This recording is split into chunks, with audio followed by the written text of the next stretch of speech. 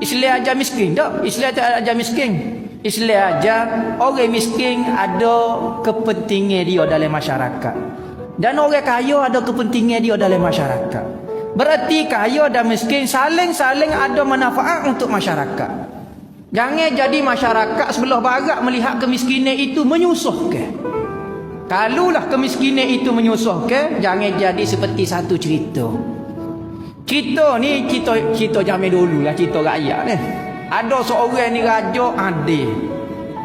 Apabila adil dia memerintah kerajaan dia, orang suka belakang, hidup subuh ke apa dia apa semua. Satu hari katanya raja tu, saya nak keluar ada urusan lah, nak pergi buru ke nak pergi apa, maka dia ayat ke anak dia.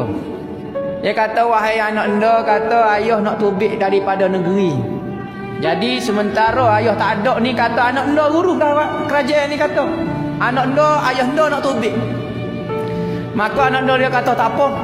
Anak anda, ayah dia kata perintahlah negeri ni molek-molek, kata sementara ayah tak ada. Ayah dia pergi, dia jadi raja. Maka dia pun nak ikut ayah dia lah, mengetah. Hari pertama dia mengetah, suka. Hari kedua dia pun melawak, jalan ziarah tengok rakyat dia. Pergi masuk pasar, dia tengok ada orang duk jual kacang, duk jual sayur, orang susah, orang minta sedekah. Dia kata, kenapa dia bedah orang susah dalam negara aku?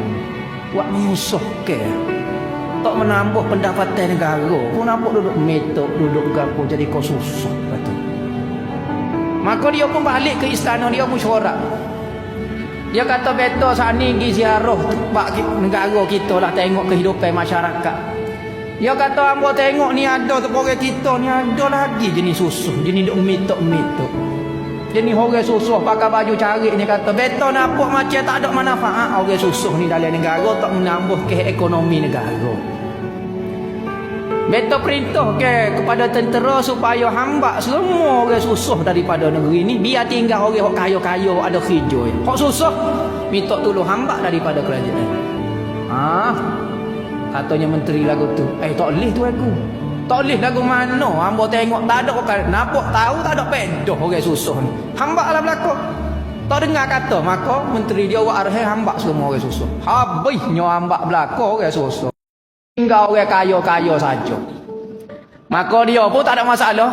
Buat arah tu, buat arah. Esok macam biasalah mengetah. Lusa matai makan nasi. Tak makan nasi lah, jamu bukan masuk. Dia makan, dia pun tengok sayur, tengok ikan. Dia kata, bapa sayur ni tak segar ni. Amo tengok bapa sekali masuk sayur segar-segar ni bapa sayur tak segar. Dia kata, maaf tuanku, kata sayur tak ada lah ni. Sayur tak ada lah ni. Hak ni saya pilih hak terbaik dah tuanku. Amo tak makan lagu ni. Ikan ni amo tengok mata merah dah lagu ni. Bapa mata merah, hok segar-segar tak ada, hok mata biru, mata hijau. Tak ada tu, dia kata. Maaf tu aku, hamba cari habis dah. Gi pasar ni minta maaf, kata hok ni hak ada lah ni. Hamba nak makan lagu mana lagu ni, kata. Benda lagu ni hamba cakap hamba nak makan sekala sampai dulu ke.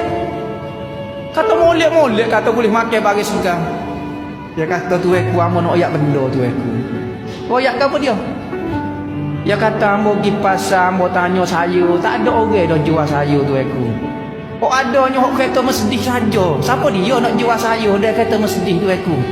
Lepas tu dia nanek sayur malah nak setuh pasir pergi lagu ni. Harap kau. Lepas tu hok dulu hok jadi ikan segar-segar. Orang susah belako buat kerja tu aku. Nanek sayur, ikan. Kawan ni lah hok cari peluh-pelah, buat padi. Hok tu aku duk makan segar-segar ni, hok ni jasa pokok dia lah, kata tu aku.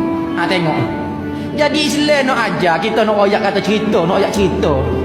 Kata kemiskinan dan kekayaan ini saling-saling ada manfaat. Kalau pokok kita ni kaya belaka, selok rasa. Nasi pagi tak ada. Sebutik Kelantan girang, tak ada orang jual nasi pagi. Kaya belakang, okey? Nak makan rumah belakang. Orang nak jual, siapa dia?